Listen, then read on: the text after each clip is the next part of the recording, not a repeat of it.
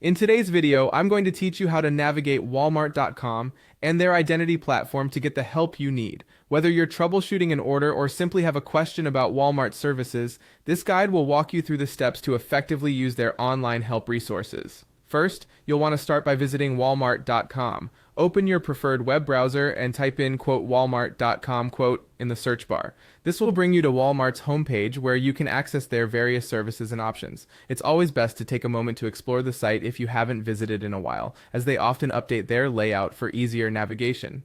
Once you're on the homepage, look towards the top of the screen where you'll find various menu options. What you want to do next is locate the help link.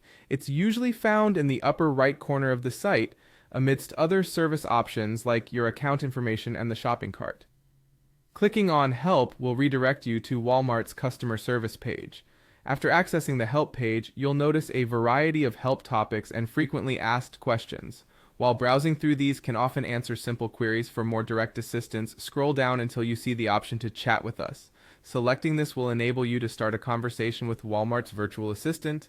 It's a useful tool designed to guide you through common problems or direct your concerns to a real customer service representative if further assistance is required. Next, you'll be directed to Walmart's identity verification portal.